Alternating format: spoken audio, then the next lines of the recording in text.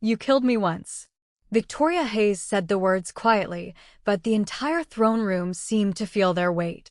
The man kneeling before her lifted his head, his face drained of color, his breathing uneven as he stared at the woman seated upon the black and silver throne. He had never seen her before. At least, that was what he believed. Behind Victoria stood rows of armored guards, and beyond them were dragons whose enormous wings stretched across the walls of the ancient royal chamber. Beside the kneeling man was a beautiful woman with trembling hands, her face pale as she tried desperately to understand why the queen was looking at her with such personal hatred. Victoria stepped down from her throne slowly. Her crown caught the light as she approached them. I have never seen you before, the man whispered. Victoria stopped directly in front of him. For the first time, she smiled. It wasn't a smile of happiness.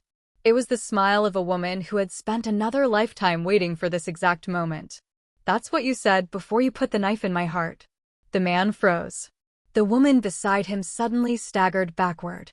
And then, for the first time, both of them remembered. Their memories did not return gently. They came like a storm breaking through a locked door. The young man suddenly remembered another name, another face, another life. He remembered a mansion surrounded by gardens. He remembered a woman who had trusted him with everything she possessed. He remembered promising to marry her. He remembered holding her hands and telling her that she was the only woman he would ever love. And then he remembered the night he betrayed her. He remembered Victoria lying on the floor of a hidden chamber beneath her family estate. He remembered the fear in her eyes. He remembered the blood. He remembered the woman standing beside him, the woman who had once been his secret lover and accomplice. Her name had been Madeline Pierce. In this new life, she had been reborn under another name, but the soul inside her was the same. The man remembered his former name too. Julian Cross. Victoria's fiancé. The man who had promised to protect her. The man who had ultimately decided that her death was worth the fortune and power he believed he would gain from it. Victoria watched the memories return to their faces, and she knew the moment they finally understood who she was. Now you remember, she said. And now you understand why I brought you here. But to understand why Victoria had become the most powerful dragon keeper queen in the world, you have to go back to the life in which she had been powerless. Before the crown, before the dragons, before the ancient kingdom, and the impossible second chance, Victoria had been an ordinary young woman who believed that love could protect her from almost anything. She had grown up in a wealthy American family, but she had never allowed money to become the center of her life. Her father had taught her that wealth could disappear overnight, while character was something nobody could take from you. Her mother had taught her to give people the benefit of the doubt. Victoria carried those lessons into adulthood. She was intelligent, compassionate, and far more observant than people realized, but when it came to the man she loved, she had one weakness. She believed him. Julian Cross had entered her life years before the betrayal. He was charming without appearing arrogant, confident without seeming aggressive, and attentive in a way that made Victoria feel as though she were the only person in the room whenever they were together. He remembered little things about her. He knew which flowers she liked, what books she read, how she took her coffee, and what kind of future she dreamed about. When he proposed, Victoria believed she was accepting the beginning of the life she had always wanted. She had no idea she was accepting the beginning of the end. For months, everything appeared perfect. Their engagement was celebrated by both families. Friends congratulated them. Relatives discussed the wedding. Victoria spent evenings choosing flowers, comparing venues, and imagining what their lives would look like after marriage.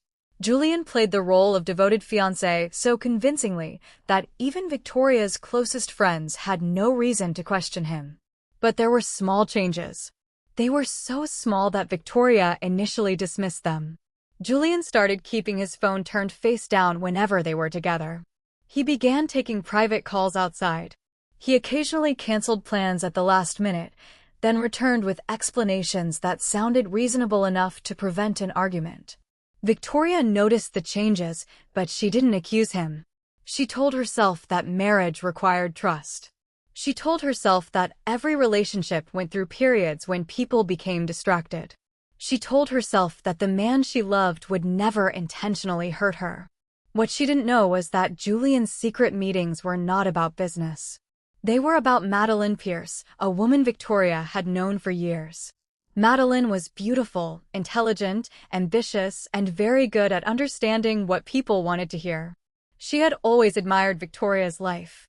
But admiration had slowly become resentment, and resentment had eventually become something far more dangerous. Madeline had been close enough to Victoria to know exactly where the weaknesses were. She knew what Victoria feared. She knew what Victoria loved. She knew how deeply Victoria trusted Julian.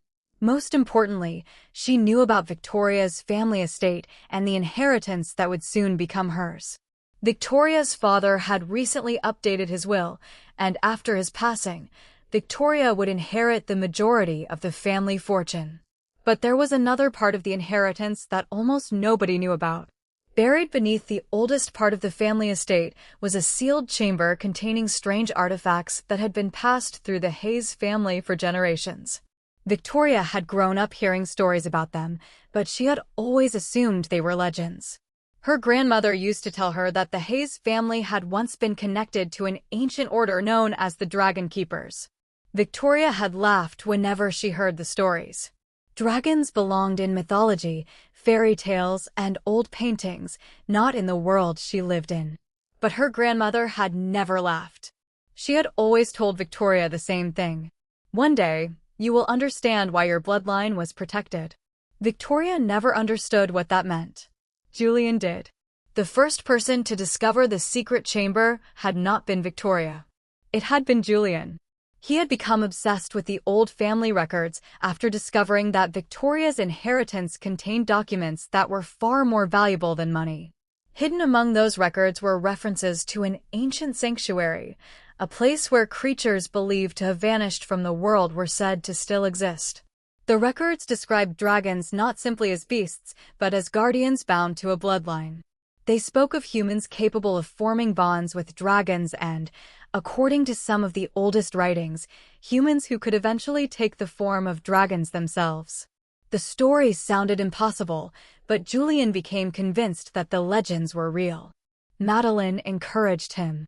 At first, they dreamed of gaining access to the family's wealth. Then their ambition grew. If the dragon sanctuary existed, controlling it could make them more powerful than any fortune ever could. They began studying Victoria's family history in secret. They discovered that Victoria was the last direct heir. They also discovered something that changed everything. The ancient sanctuary could only be opened by the blood of the rightful dragon keeper. Victoria's blood. That was the moment Julian stopped seeing his fiancée as the woman he wanted to marry and began seeing her as a key. He continued pretending to love her because he needed her trust. He continued kissing her forehead. He continued planning their wedding. He continued telling her that she was his future. Every promise became another layer of deception. Madeline, meanwhile, became more impatient. She wanted Julian to leave Victoria immediately. But Julian understood something Madeline did not. If he abandoned Victoria too soon, he could lose access to the inheritance and the sanctuary. So he remained beside Victoria while secretly building a future with the woman who wanted to replace her. Victoria noticed that Madeline had become strangely distant, but she never imagined that the two people closest to her were planning her death. That was the tragedy of Victoria's first life. She wasn't destroyed because she lacked intelligence. She was destroyed because she believed love and friendship were things that deserved trust until there was proof otherwise. The first undeniable clue came 3 weeks before Victoria's wedding. She returned home earlier than expected and found Julian standing in the library with Madeline. They were talking in low voices. When Victoria entered, Madeline immediately stepped away from him. Julian smiled and acted as though nothing had happened. He told Victoria that they had been discussing wedding arrangements. Victoria looked at them both. Something felt wrong. She asked why Madeline had been there alone with him. Julian gave an explanation that sounded reasonable. Madeline added a few words that made the situation seem harmless. Victoria accepted the explanation. Later that night, however, she found a message on Julian's phone that he had accidentally left open. The message was short. She still doesn't know. Victoria stared at those words for several seconds. Her heart began beating faster. She wanted to believe there was an innocent explanation. She wanted to ask Julian. But something inside her told her to wait. So she waited. The next morning, Victoria followed Julian when he left the house. She kept her distance and watched him drive toward the older section of the family estate. He entered through a side entrance that Victoria rarely used. She followed him inside. What she discovered there changed everything. Julian was standing with Madeline beside a massive stone door that Victoria had never seen before. On the door was the same dragon symbol her grandmother had once shown her. Victoria stood hidden behind a wall, listening. Julian was holding an old family journal. Madeline asked him whether he was certain the chamber could be opened. Julian answered that Victoria's blood was the final requirement. Madeline asked what would happen afterward. Julian's answer was calm. Afterward, everything belongs to us. Victoria felt her stomach drop. She didn't move. She barely breathed. For the first time, she understood that the man she loved had been lying to her. But what she did not yet understand was how far that betrayal had already gone. Victoria returned home before Julian realized she had followed him. She spent the rest of the day trying to convince herself that she had misunderstood what she heard. Maybe there was another explanation. Maybe Julian was involved in some family business arrangement. Maybe Madeline had misunderstood him. But deep down, Victoria already knew. That night, she searched through the old family records herself. She found references to the Dragon Keepers.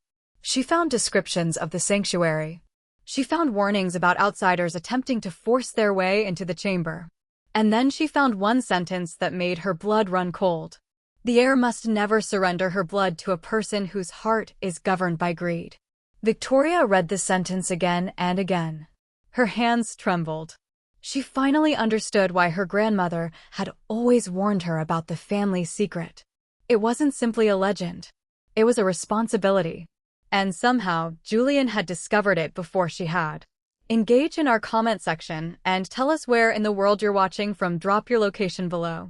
And subscribe now so you never miss any of our new videos, because what happened next would turn Victoria's greatest fear into a reality. She confronted Julian the following evening. She didn't scream.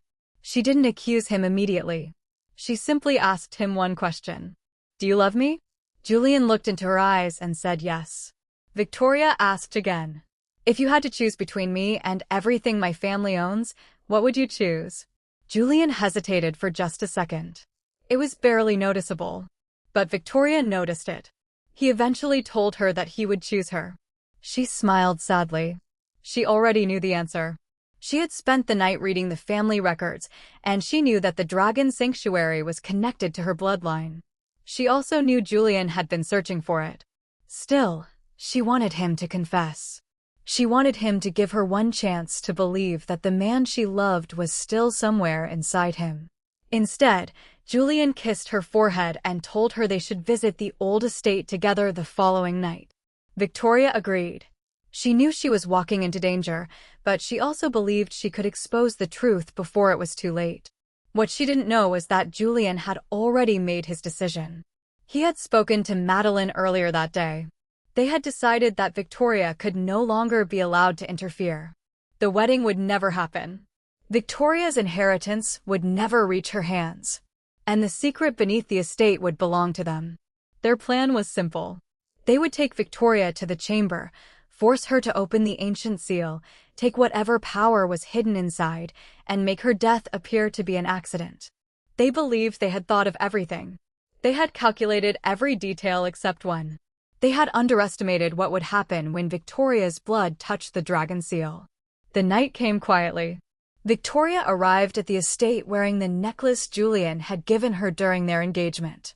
She still had the small part of her heart that wanted him to tell her she had been wrong. Julian welcomed her warmly. Madeline was already there. She pretended to be surprised to see Victoria. The three of them walked through the estate together. Julian told Victoria he wanted to show her something that belonged to her family. He led her down a narrow staircase and into a corridor she had never seen. The deeper they went, the colder the air became. Finally, they reached the stone door. Victoria stopped. The dragon symbol was carved into the center. Julian told her to place her hand against it. Victoria looked at him. "Why?" she asked. He told her that he believed the chamber contained something that belonged to her family. Victoria slowly placed her hand against the stone. For several seconds, nothing happened. Then the symbol beneath her palm began to glow. The stone door moved. Behind it was a chamber larger than anything that could have existed beneath the estate. Ancient pillars rose into darkness. Strange symbols covered the walls. At the center of the chamber sat a massive object that looked like a stone altar. Resting upon it was an egg. It was larger than a person, covered in metallic scales that shifted between silver and pale blue. Victoria stared at it in disbelief. She had spent her entire life hearing stories about dragons, but she had never imagined she would stand in front of an actual dragon egg. Julian's expression changed completely. He wasn't looking at Victoria anymore. He was looking at the egg. Madeline stepped closer. "It's real," she whispered. Victoria slowly turned toward them. "You knew." Julian didn't answer. "You knew this was here." Still nothing. Victoria's voice broke as she asked him how long he had known. Julian finally looked at her. The warmth she had always seen in his eyes was gone. "Long enough." Victoria stepped backward. "You were never planning to marry me." Julian didn't deny it. Madeline moved closer to him. Victoria looked from one face to the other, and suddenly every strange moment from the previous year made sense. Every canceled dinner. Every secret phone call. Every question about her inheritance. Every time Julian had asked about the old estate. She finally understood that the relationship she had treasured had been a carefully constructed lie. Tears filled her eyes. "Why?" she whispered. Julian's answer was colder than she expected. "Because you were standing between us and everything we wanted." Victoria told him that they could still walk away. She told Madeline that Julian would eventually betray her too. She told Julian that money would never be enough for him. But neither listened. Madeline stepped forward and told Victoria that she had always been given everything while other people had to fight for scraps. She said Victoria had been born into privilege and never understood what it felt like to watch someone else have the life you wanted. Victoria looked at her with tears in her eyes. "You could have asked me for help." Madeline laughed. "I didn't want your help. I wanted your life." Those words stayed with Victoria even after everything else became a blur. Julian grabbed Victoria's arm. She fought him. Madeline tried to restrain her. Victoria managed to pull away and run toward the staircase, but Julian caught her before she could reach it. She screamed for help, but the chamber was buried too deep beneath the estate. No one heard her. Julian dragged her back toward the altar. Victoria begged him to stop. She reminded him of their first date. She reminded him of the night he proposed. She reminded him of every promise he had made. Julian looked at her for several seconds. For one brief moment, something like regret crossed his face. Then Madeline told him to finish it. Whatever hesitation he had disappeared. Victoria was pushed to the stone floor. Julian took the weapon from Madeline. Victoria looked up at him. She no longer saw the man she had loved. She saw a stranger wearing his face. "You will regret this," she whispered. Julian told her that she was afraid and didn't understand what was happening. Victoria shook her head. "No, I understand perfectly now." She looked toward the dragon egg. And so does it. The egg had begun to move. A crack appeared across its surface. Julian turned toward it. Madeline stepped backward. The chamber began vibrating. The ancient symbols on the walls illuminated one after another. Victoria's blood had touched the stone altar during the struggle. Something had awakened. Julian panicked. He raised the weapon. Victoria looked at him one final time. "You wanted my inheritance," she said. "You wanted the power beneath this house. But you never understood the price." Julian struck. Victoria fell. The world around her became distant. She could hear Madeline shouting. She could hear Julian breathing heavily. She could hear something enormous moving inside the egg. Then everything went quiet. Victoria's last thought was not about money. It wasn't even about revenge. It was about how completely she had trusted the wrong person. Her final breath left her body as the dragon egg split open. What happened next was recorded nowhere in the history books of Victoria's first life. No police report ever described it. No witness ever came forward. Julian and Madeline fled the chamber believing Victoria was dead. But the creature that emerged from the broken egg did not remain in the chamber. It approached Victoria's body. Its tiny claws touched her hand. The ancient symbols surrounding them began to glow brighter. Something passed from the creature into Victoria, and something else passed from Victoria into the creature. The connection was complete. The Dragon Keeper bloodline had awakened. And somewhere beyond the boundaries of the human world, an ancient force that had been dormant for centuries recognized that the rightful heir had died before fulfilling her destiny. Victoria opened her eyes. But she was no longer lying beneath the family estate. She was standing in a place she had never seen before. A vast valley stretched before her. Mountains surrounded the horizon. Rivers of blue light flowed between black stone cliffs. Hundreds of dragons filled the sky. Some were silver. Some were crimson. Some were black. Others had scales the color of emeralds, gold, and deep blue. Victoria looked down at her hands. They were different. Her skin was untouched. Her hair was longer. Her body felt stronger. She touched her face, confused and terrified. A voice spoke behind her. "Do you remember your death?" Victoria turned around. A dragon stood several feet away. It was enormous, but its movements were strangely calm. It lowered its head until its face was close to hers. Victoria whispered that she remembered everything. The dragon asked her name. She answered, "Victoria Hayes." The dragon remained silent for several seconds. Then it said something that changed her understanding of death forever. "That was the name of the woman you were. It is not the name of the queen you have become."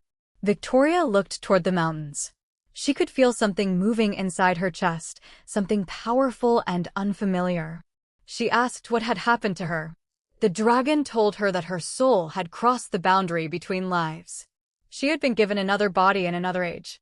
But there was a reason. Her bloodline had not ended with her death. The Dragon Keepers had been waiting for the rightful heir to return. Victoria demanded to know why she had been brought back.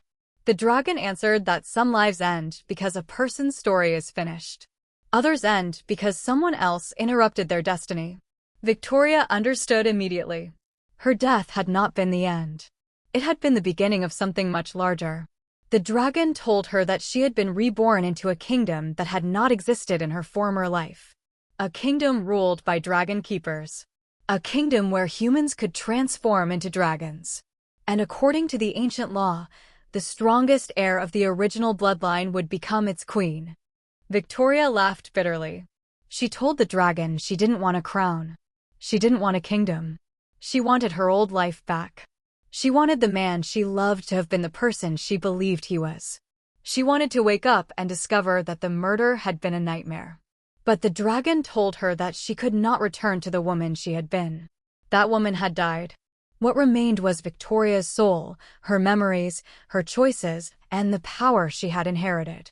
The dragon told her that she could either spend her second life grieving the first or use it to become someone her enemies could never control again.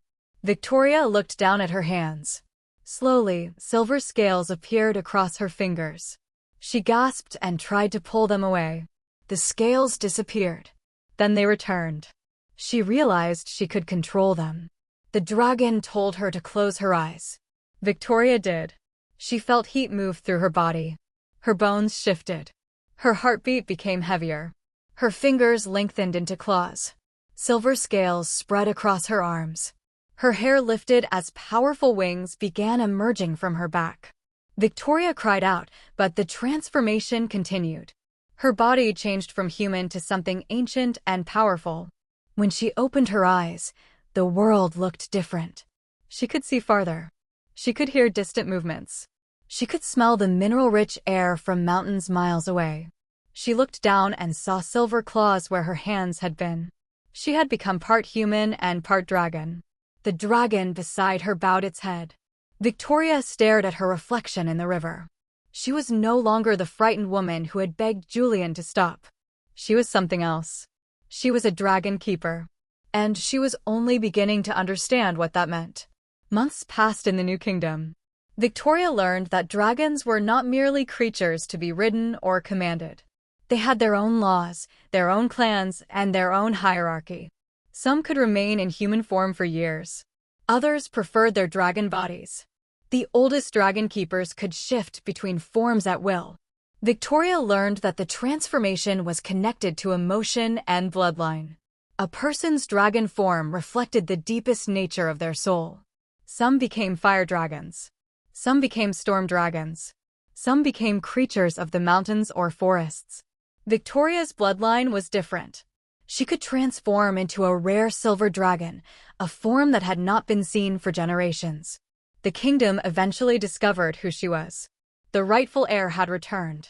The woman who had once been murdered by the people she trusted was now seated upon a throne built for dragon keepers.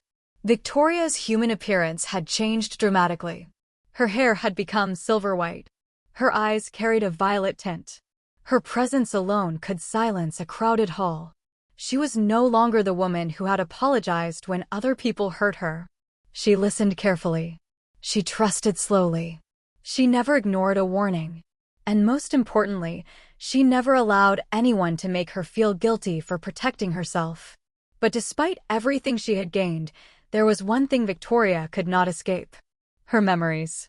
Sometimes, when she closed her eyes, she could still see Julian standing over her. She could still hear Madeline telling him to finish what they had started. She could still feel the stone floor beneath her.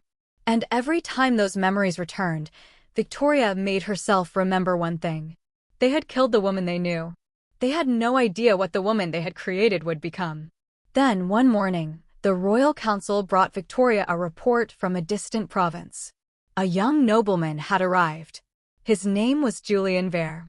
Victoria read the name once. Then again. Her fingers tightened around the document. She asked where he had come from. The council told her that he was a powerful young nobleman with unusual abilities. He had recently discovered that he could transform into a black dragon. Victoria stopped breathing. She asked to see his portrait. The council placed it before her. Victoria stared at the face. The features were different. The hair was darker. The clothing belonged to another era. But the eyes were the same. The same confidence. The same expression. The same soul. Victoria slowly lowered the portrait. She whispered one sentence. Julian. For the first time since her rebirth, the Queen's hands began to tremble. Because she had spent months believing that her second life had been given to her so she could escape her past. She had been wrong. Her past had followed her. And Julian Cross had been reborn too. Victoria had spent another lifetime believing that Julian Cross was dead to her. She had buried the memories beneath years of training, royal duties, and the responsibilities of becoming a dragon keeper queen. She had learned to control the silver scales that appeared across her skin when her emotions became intense. She had learned to transform completely into the magnificent silver dragon that carried the blood of the oldest dragon keeper line. She had learned how to command armies without raising her voice, and how to make powerful nobles reconsider their decisions with a single look. But there was one thing she had never learned how to control: memory. And now the face staring back at her from the portrait had reopened every wound she thought she had buried. Julian Vare was not merely a man who resembled her former fiancé. The ancient blood flowing through Victoria's veins recognized him.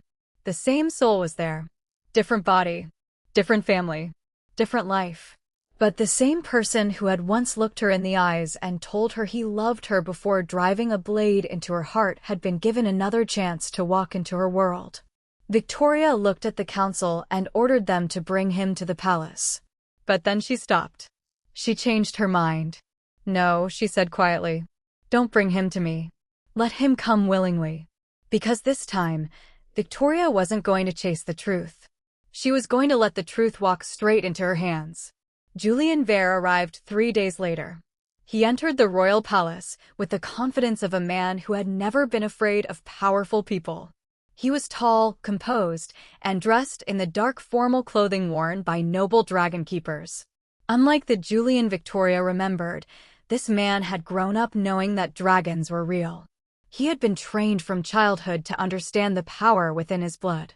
He carried himself like someone who knew his position in society, but there was something about his manner that disturbed Victoria. He was charming. Too charming. When he finally stood before her throne, he bowed respectfully. "Your Majesty." Victoria studied him without speaking. Julian lifted his head. Their eyes met. For a brief second, neither moved. Victoria felt the old memory strike her with such force that she almost lost her composure. She remembered a different room, a different life, a different Julian. But this Julian only smiled politely. He had no idea why the Queen was staring at him as though she had known him for years. "Have we met before?" he asked. Victoria's heart tightened. The question was almost identical to the one he would ask later when the memories returned. She slowly smiled. "No," she answered. "But perhaps we are about to become acquainted." Julian had been summoned because his black dragon abilities had appeared unusually early and with extraordinary strength.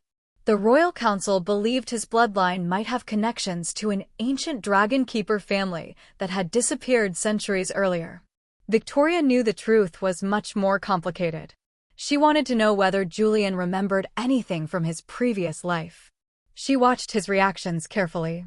She mentioned places from her former life without revealing why.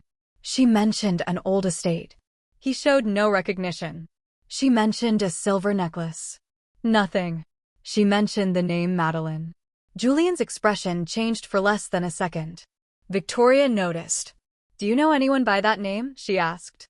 Julian said no. But his voice had become slightly different. Victoria knew then that something was buried inside him.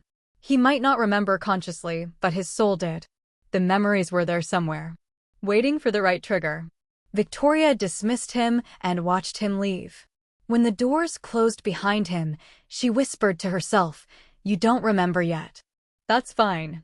Her expression hardened. "I remember enough for both of us." What Victoria didn't know was that Julian had begun experiencing strange dreams.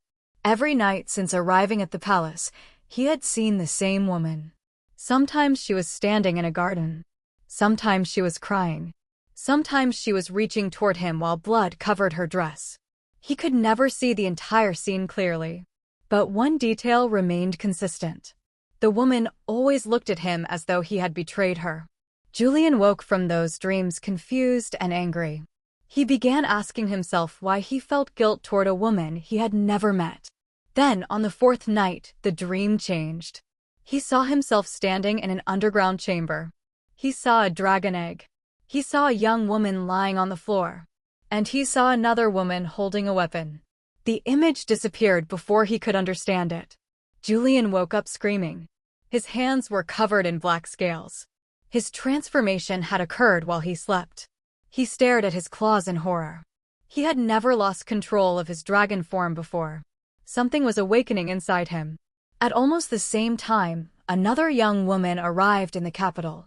Her name was Clara Morgan. She had grown up with almost nothing. She worked in the kitchens of a wealthy noble household and had never imagined that she would ever enter the royal palace. But Clara possessed something unusual. She could transform into a crimson dragon. Her transformation had first appeared during a moment of intense anger when she was a teenager. Her family had been frightened of her and had hidden the truth. Eventually, rumors about her abilities reached the royal court. The council wanted to investigate her bloodline. Victoria agreed.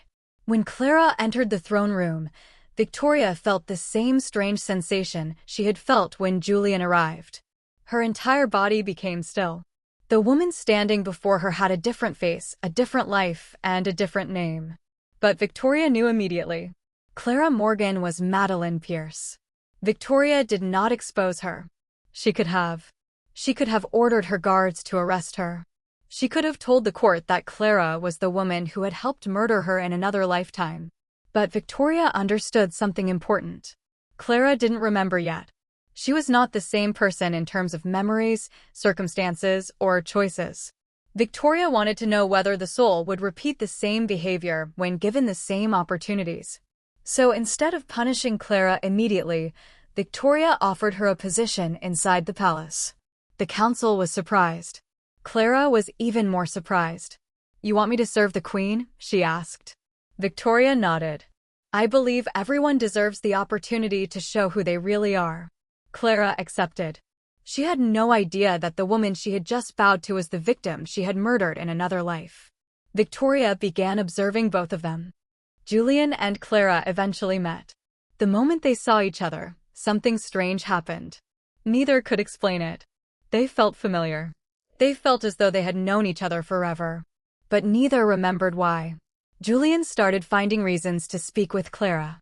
Clara began waiting for him after court meetings. Their connection became stronger with every encounter. Victoria watched from a distance.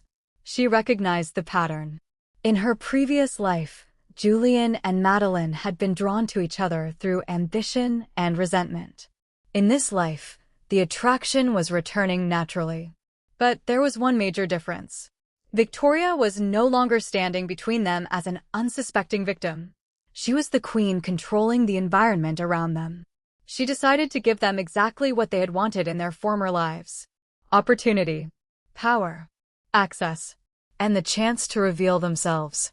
Julian eventually approached Victoria with a proposal. He wanted to strengthen the relationship between his family and the crown. He suggested a political alliance. Victoria listened carefully. He spoke about loyalty, prosperity, and mutual protection. His words were polished. His smile was convincing. But Victoria remembered another man who had spoken the same way. When Julian finished, she asked him a simple question. "If you were given everything you wanted, what would you still desire?" Julian laughed. "I suppose that depends on what I have." Victoria smiled. Exactly. She approved the alliance. Julian left the throne room believing he had taken the first step toward greater power. He did not realize that Victoria had just opened the door to the trap she had spent months preparing. Clara, meanwhile, began changing. At first, she seemed grateful for the opportunity Victoria had given her. She worked hard. She treated the servants kindly. She seemed genuinely relieved to have escaped poverty. But slowly, Victoria began noticing familiar behavior. Clara started asking questions about royal treasures. She wanted to know which rooms were restricted. She wanted to understand the hierarchy of the court. She became interested in the Dragon Keeper archives. Most importantly, she began asking about the Queen's bloodline. Victoria answered every question politely. She gave Clara just enough information to keep her curious. She wanted to see how far Clara would go. And Clara went further than Victoria expected. One night, Clara entered the restricted archive without permission. She searched through ancient documents until she found references to the original Dragon Keeper bloodline. The records described a silver dragon queen who had once died under mysterious circumstances and whose soul was believed to have returned generations later. Clara read the passage several times. Something inside her reacted to the words. Her hands began shaking. Then a memory flashed through her mind. A young woman screaming. A stone chamber. A man holding a weapon. Clara dropped the book. She backed away from the shelf, breathing heavily.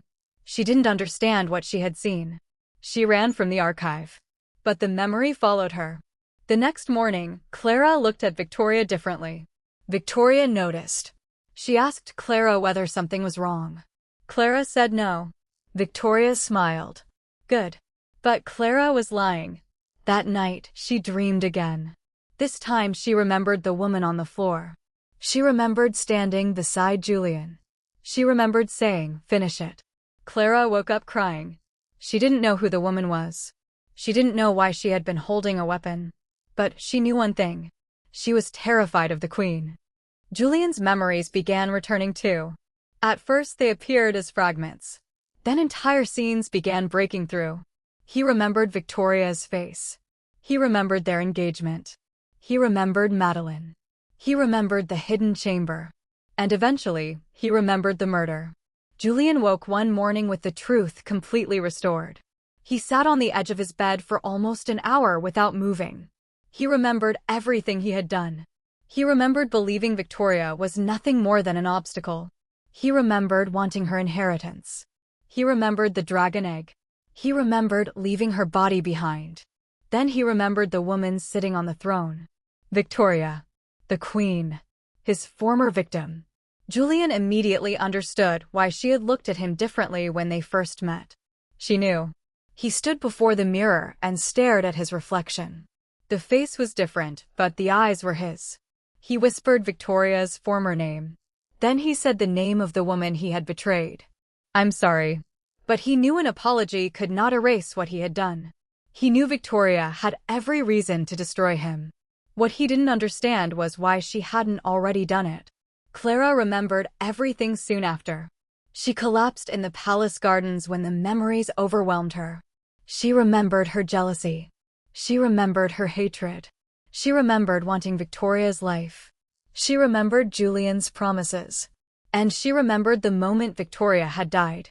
Clara began sobbing. She wanted to run away, but Julian found her. He didn't need to ask what she remembered. One look at her face told him everything. They stood together beneath the trees, both carrying memories of a life that should have remained buried. Julian told her they needed to leave the kingdom. Clara asked where they could go. He had no answer. They both knew Victoria would find them wherever they went. Then Clara said something that changed everything. She knows. Julian nodded. She knew before we remembered. Clara asked how. Julian looked toward the palace. Because she's been waiting. For the first time, the two former conspirators understood the true danger. They were not dealing with the woman they had murdered. They were dealing with a queen who had spent another lifetime preparing for the possibility that they might return. But Victoria had no intention of killing them immediately. She wanted them to experience something they had never given her. Fear of losing everything. She invited Julian and Clara to a royal banquet. The entire court attended. Victoria sat at the center of the hall, wearing her black and silver crown. Julian stood among the nobles. Clara served near the royal table. Neither knew what Victoria planned to do. The evening proceeded normally until Victoria raised her glass and announced that she had decided to grant Julian access to the Royal Trade Council. Julian was stunned. Clara smiled. Victoria then announced that Clara would be given a permanent position within the palace administration. Both accepted. The court applauded. But Victoria watched them carefully. She had just given both of them exactly what they wanted. Influence. Access. Opportunity. And neither realized that every privilege came with a price. Over the following weeks, Julian became more powerful. His family gained influence. His name appeared in royal negotiations. He began attracting supporters. Clara rose through the palace ranks. She gained access to important information. Together, they began rebuilding the kind of position they had possessed in their former life. But Victoria had changed one thing. This time, they were being watched by the law, the court, and each other. Their greed slowly returned. Julian began thinking about the throne. Clara began thinking about becoming queen. Neither spoke openly about it. But Victoria saw it. She knew because she had seen it before. One evening, Julian approached Clara privately. He told her that Victoria trusted them too much. Clara disagreed. She believed the queen was testing them. Julian dismissed the idea. He told her that Victoria had become soft because she wanted to believe people could change. Clara reminded him that Victoria had been betrayed before. Julian became irritated. She's not the same woman anymore, he said. Clara looked at him. Exactly. That's what frightens me. Julian began investigating the queen's powers. He discovered that Victoria could transform into a silver dragon unlike any other. He learned that her bloodline was connected to an ancient prophecy. He also discovered that the Royal Dragon Sanctuary contained an artifact capable of amplifying a dragon keeper's power. Julian believed that if he could obtain it, he could become powerful enough to challenge Victoria. The old Julian was returning. And Victoria knew it. She secretly allowed him to continue. Then came the night everything changed. Julian entered the sanctuary.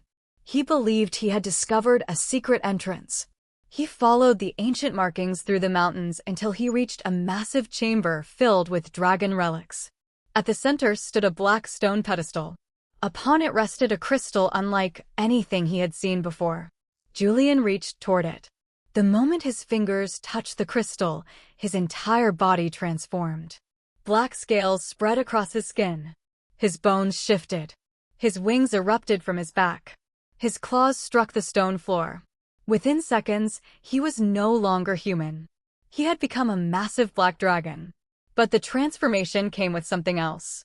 A memory. Not from his former life. Something older. He saw 3 dragons fighting beneath a blood-red sky. He saw a silver dragon, a black dragon, and a crimson dragon. Then he heard a voice. 3 souls return. 1 will rule. 2 will betray. But the fate of the kingdom will depend upon the one who remembers. Julian returned to human form, terrified. He didn't know what the vision meant. But he knew it involved Victoria and Clara. He left the sanctuary immediately. Unfortunately for him, Victoria had already been there. She stood in the darkness behind him. "You found it," she said. Julian froze. He slowly turned. Victoria was standing several feet away. She was no longer wearing her crown. She didn't need it. Her silver eyes were glowing with the power of her dragon keeper blood. Julian tried to speak. Victoria raised one hand. "You've been looking for this since your first life." Julian's face changed. Victoria stepped closer. "You thought I didn't know." He whispered her former name. Victoria stopped. "Don't call me that." Julian asked whether she remembered everything. Victoria answered, "Every second." He asked why she hadn't killed him. Victoria looked directly into his eyes. Because death was too easy. Julian stepped backward. Victoria continued. "You took my life because you wanted everything I had. You thought taking my life would make you powerful. But you never understood what you created." Silver scales began appearing across Victoria's arms. Julian's breathing became heavier. Victoria's voice remained calm. "You didn't destroy me." Her wings began unfolding. "You created the woman who would eventually become your queen." Julian transformed. Victoria transformed. The chamber shook as the black dragon and silver dragon faced one another. But before either could attack, a crimson dragon crashed through the upper stone opening. Victoria turned. Julian turned. The crimson dragon landed between them. Then it transformed. Clara stood there. She looked at Victoria. Then Julian. And finally the crystal. Her expression changed. Because she had remembered something neither Victoria nor Julian knew. The night Victoria died, Clara had seen the dragon egg hatch. And she remembered what the creature had whispered before she and Julian escaped. She looked at Victoria and said, "The dragon didn't bring you back for revenge." Victoria stared at her. Clara continued, "It brought all 3 of us back for a reason." Victoria's expression hardened. "Then tell me the reason." Clara looked toward the ancient crystal. "I don't know." Then the crystal cracked. A pulse of energy swept through the chamber. Every dragon in the kingdom roared at once. The mountain shook. And from beneath the sanctuary came a sound none of them had ever heard before. Something ancient had awakened. Victoria looked at Julian. Then Clara. For the first time since her rebirth, she realized that her revenge was only one piece of the story. Because the same force that had returned her enemies had also awakened something beneath the Dragon Kingdom. And whatever was coming next was powerful enough to destroy all 3 of them. Victoria slowly transformed back into human form. She looked at Julian and Clara. "Until I understand what brought us back, neither of you leaves this kingdom." Julian asked what would happen if they refused. Victoria's silver eyes hardened. "Then you will discover how much stronger I became after you killed me."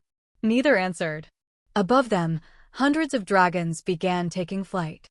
And deep beneath the kingdom, something continued to awaken. But Victoria still didn't know the most important truth.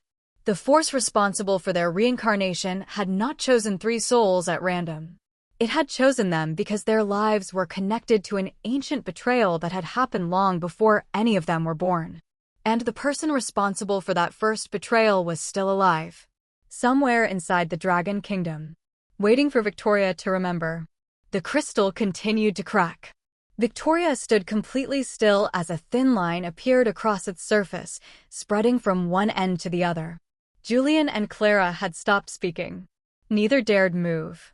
The chamber that had been silent moments earlier was now filled with a deep vibration that seemed to come from beneath the earth itself. Victoria could feel the energy moving through the stone beneath her feet. It wasn't simply dragon magic. She had lived among dragon keepers long enough to recognize their power, and this was different. Older. Deeper. It felt almost as if the kingdom itself had awakened after centuries of sleep. The ancient dragon beside the sanctuary lowered its head and whispered that they had to leave immediately. Victoria asked why. The dragon answered that the seal had been broken. Victoria looked at the crystal. "What seal?" she asked. The dragon hesitated before answering. "The seal that has kept the first dragon keeper imprisoned." Victoria's expression changed. Julian stared at the creature. Clara stepped backward. None of them understood what it meant. Then the crystal shattered. A wave of energy exploded through the sanctuary. Victoria was thrown backward. Julian transformed instinctively, his black wings spreading as he shielded Clara. Victoria's silver wings appeared at the same moment. The force passed through all three of them, and suddenly each of them saw the same vision. They were standing in a place that looked nothing like the Dragon Kingdom. The sky was dark red. Mountains surrounded a massive stone fortress. Thousands of dragons filled the valley. At the center stood three people. A young woman with silver hair, a man with black hair, and another woman with crimson hair. They were not Victoria, Julian, and Clara, yet their souls felt familiar. The three figures stood before an ancient dragon who spoke a language none of them understood. Then the silver-haired woman reached for a glowing object. The black-haired man tried to stop her. The crimson-haired woman attacked him. The vision suddenly changed. The three figures were fighting. The ground beneath them broke apart. The ancient dragon screamed. Then everything went black. Victoria opened her eyes on the floor of the sanctuary. Julian was lying several feet away. Clara was sitting against a stone pillar, struggling to breathe. Victoria immediately asked whether they had seen the same thing. Julian nodded. Clara whispered that she had seen three people who looked like them. Victoria stood. She had spent months believing their reincarnation was punishment or perhaps a second chance.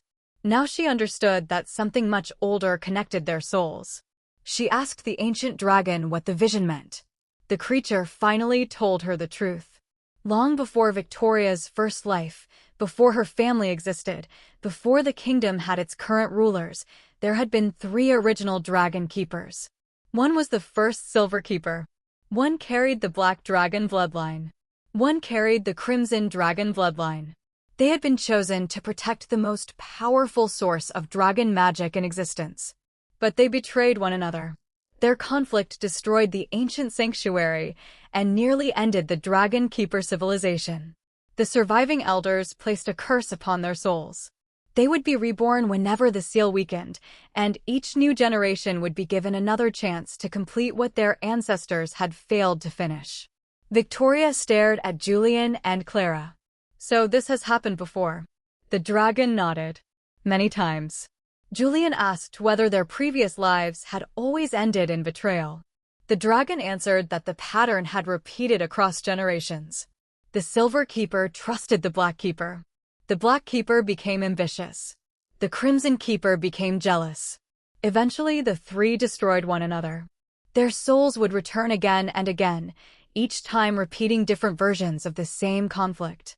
Victoria suddenly understood why her former life had felt strangely inevitable. Julian's betrayal. Madeline's jealousy. Her own trust. It wasn't destiny forcing them to become cruel. It was a pattern they had never broken. And now, for the first time, they had been given the knowledge necessary to break it. But Victoria wasn't ready to forgive. She looked at Julian and Clara and reminded them that knowing the truth did not erase what they had done. Julian lowered his head. "I know." Victoria told him that she remembered every lie, every promise, and every moment of fear from her previous life. Clara began crying. She said she regretted everything. Victoria looked at her for a long moment. Regret doesn't return a life. Clara nodded. I know. Victoria turned toward Julian. And neither does an apology. Julian accepted the words without defending himself. For the first time, Victoria saw genuine shame in his face. Not fear of losing his position. Not fear of punishment. Shame. But she refused to let herself be manipulated by it. She had made that mistake once. She would not make it again. The ancient dragon then revealed the second part of the prophecy. The three souls had returned because the seal was failing. If they continued fighting each other, the ancient force beneath the kingdom would be released completely. But if they joined their powers willingly, they could restore the seal and end the cycle of reincarnation forever. Victoria asked what would happen if they succeeded. The dragon told her that their souls would finally be free. They would no longer be forced to return to the world whenever the seal weakened. Victoria looked at Julian and Clara. Freedom was the last thing she expected to receive from the people who had destroyed her first life. Yet, she understood the choice before her. She could continue punishing them forever, or she could finally end the chain that had controlled all three of their lives. The problem was that Julian did not trust himself. He admitted that the darkness within his black dragon bloodline had always felt stronger whenever he became ambitious. He said that in his former life, he had convinced himself that Victoria's death was justified because he wanted a better future. He had told himself that he deserved more. In this life, he had felt the same hunger returning the moment he realized how much power the black dragon possessed. He confessed that when he touched the crystal, part of him wanted to take it for himself. Victoria listened without interrupting. Then she told him something he had never heard from her before.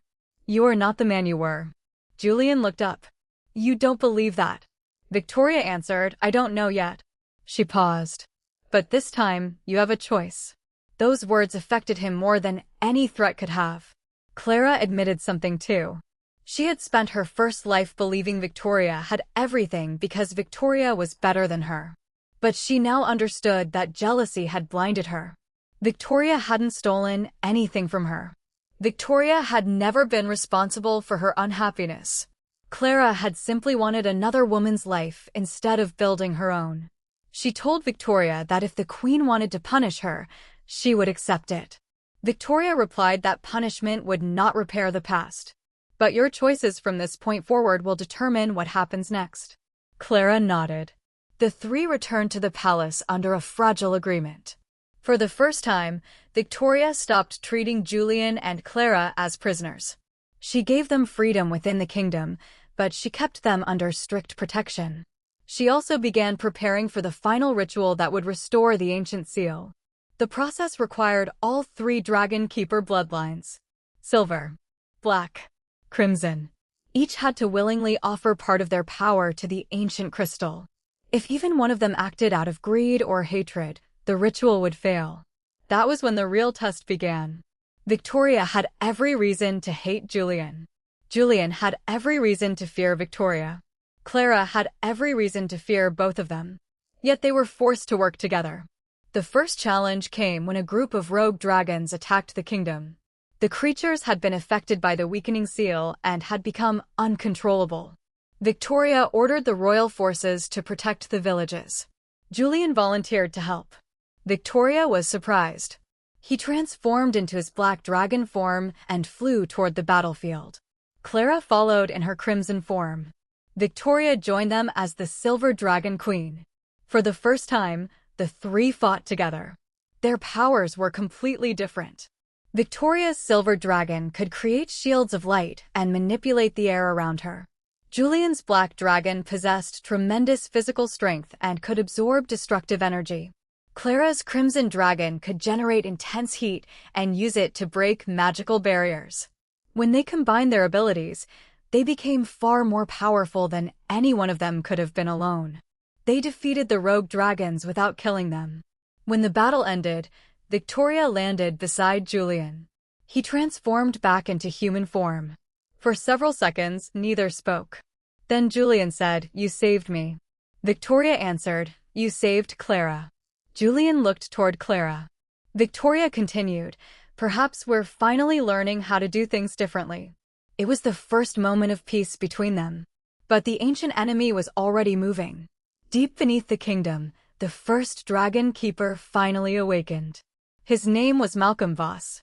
He had lived for centuries inside the sealed chamber, sustained by the very power the three bloodlines were meant to protect. Malcolm had been the original guardian who betrayed the ancient dragon keepers. He had wanted the dragon source for himself. He had manipulated the original silver, black, and crimson keepers into fighting one another. When they discovered his deception, they sealed him beneath the kingdom. But the curse that followed had unintentionally tied their souls to his prison. Every time they reincarnated and betrayed one another, the seal weakened. Every time they chose hatred, Malcolm became stronger. And now Victoria had finally broken the pattern. Malcolm was furious. He didn't want the cycle to end. He wanted the three souls to destroy each other again. So he began whispering into their dreams. Julian started seeing visions of Victoria killing him. Clara saw visions of Julian betraying her. Victoria saw herself standing over both of them after destroying the kingdom. Each dream was designed to create suspicion. At first, Victoria resisted.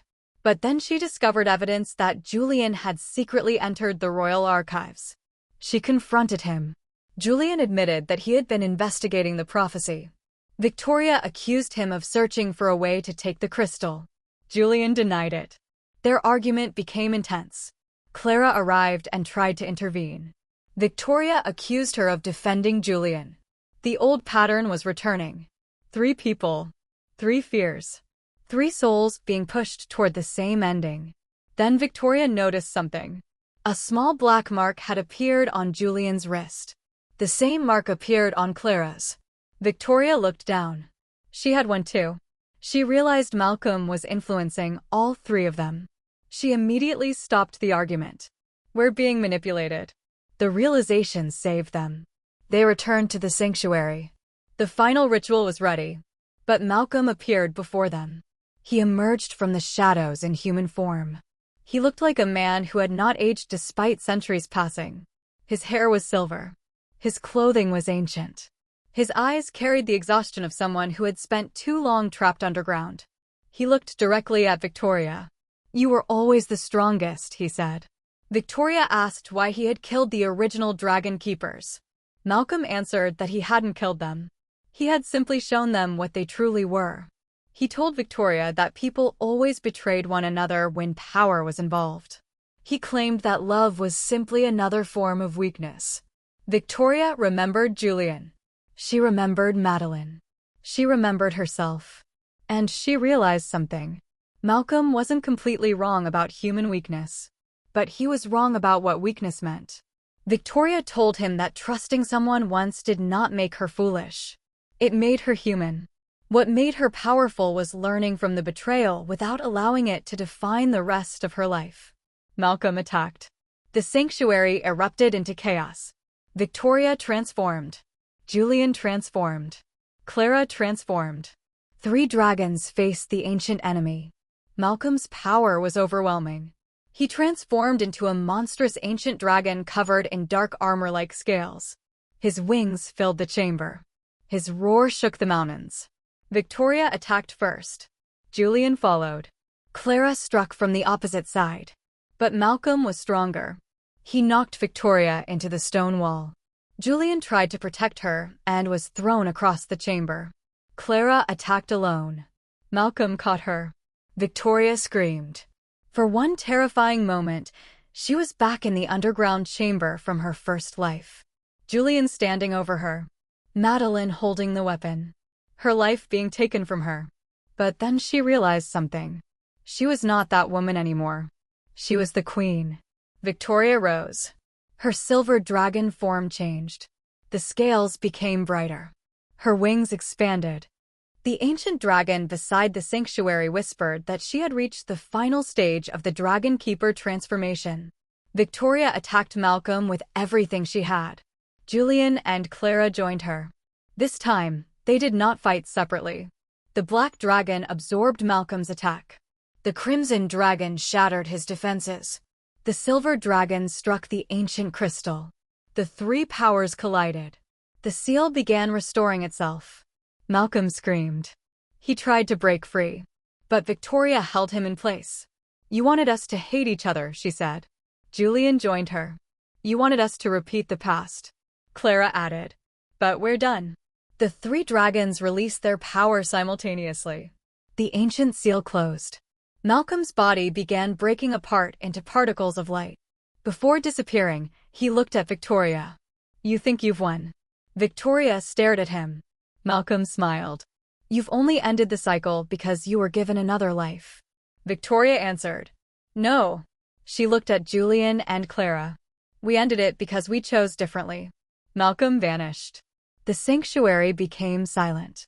The crystal stabilized. And for the first time in centuries, the kingdom was free. Victoria returned to human form. Julian and Clara did the same.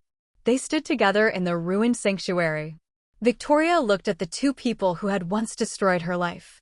They were no longer her murderers. But they would never be people she blindly trusted either. That distinction mattered.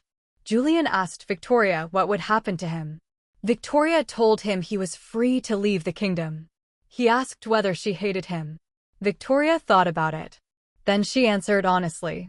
"I hated the man you were." Julian lowered his eyes. "And now?" Victoria looked at him. "Now I judge you by what you choose to become." Clara began crying. She apologized one final time. Victoria accepted the apology. But she did not pretend the past had disappeared. She told Clara that forgiveness did not mean forgetting. It meant refusing to allow the person who hurt you to control the rest of your life. Clara understood. Years later, the Dragon Kingdom entered an era of peace. Victoria remained queen. She continued protecting the dragons and the people who depended upon her. Julian eventually became a protector of the Northern Territories. He never sought the throne again. He spent the remainder of his life protecting villages from rogue dragons and helping young dragon keepers control their abilities. Clara became the head of the royal archives. She dedicated her life to preserving the history of the dragon keepers and ensuring that future generations understood the consequences of greed, jealousy, and betrayal. And Victoria? She never forgot the woman she had once been. Sometimes she visited the old royal garden alone. She would sit beside the silver river and remember the young woman who had once believed that love meant trusting someone completely. She no longer hated that woman. She understood her. Because that woman had survived betrayal. She had survived death. She had survived reincarnation. And eventually, she had learned that revenge was not the greatest victory. The greatest victory was becoming someone her enemies could never destroy again. Years after the final battle, Victoria stood before the royal council and formally ended the ancient dragon keeper curse. For the first time, the souls of the three bloodlines were no longer bound to return whenever the seal weakened. No future Victoria would be forced to repeat her story. No future Julian would be destined to betray her. No future Clara would be trapped inside another person's shadow. Their choices belonged to them. Their lives belonged to them. And the dragons were finally free. One evening, Victoria climbed the highest tower of the palace. She looked across the kingdom. Hundreds of dragons flew through the sky. Some remained in their majestic dragon forms. Others transformed into humans as they landed on distant mountain paths. Victoria smiled. Then she transformed. Silver scales covered her body. Her wings unfolded. Her human form disappeared completely. The Dragon Queen became the Silver Dragon. She flew above the kingdom she had once never imagined existed. And as she looked down at the people below, Victoria realized something she had spent 2 lifetimes learning. The woman Julian and Madeline had murdered had not been weak. She had simply loved without knowing that love required boundaries. The queen she became did not stop loving. She simply learned to love without abandoning herself. And that was the part of her story that no betrayal could ever take away. The woman who had died beneath an old family estate had believed her life was ending. She had been wrong. Her death had been the beginning of the greatest transformation of her existence. She lost a fiancé. She lost a friend. She lost her first life. But she gained something neither of them could ever steal. a kingdom, a purpose, a second chance, and the power to decide what happened next. Victoria had once wanted justice. Then she wanted revenge. But in the end, she discovered something greater. She wanted freedom. Freedom from the people who had hurt her. Freedom from the memories that had controlled her. Freedom from the ancient cycle that had forced three souls to repeat the same betrayal over and over again. And when she finally received that freedom, she didn't use it to destroy the people who had once destroyed her. She used it to build a world where their story would never have to happen again. So perhaps the most important question isn't whether Victoria should have forgiven Julian and Clara. Perhaps the real question is this. If you were given a second life after being betrayed by the people you trusted most, would you spend that life making them suffer for what they did, or would you become so powerful that their betrayal no longer had control over who you became? Victoria chose the second path. And that choice made her more powerful than any dragon. Because the woman they murdered was gone. The woman they thought they could manipulate was gone. The woman who once believed she needed their love was gone. What remained was the Dragon Keeper Queen, a woman who had died as a victim and returned as the ruler of her own destiny. And somewhere beyond the mountains, as the sun disappeared behind the Dragon Kingdom, the Silver Queen continued flying above the world she had once been too afraid to imagine. Her story had begun with betrayal. It had passed through death. It had been reborn through fire. And it ended with freedom. Because sometimes, the greatest revenge is not destroying the people who hurt you. Sometimes, it is surviving them so completely that the life they tried to take from you becomes the life they could never have imagined you would build. Victoria had been murdered once. She had been reborn once. And this time, she finally lived.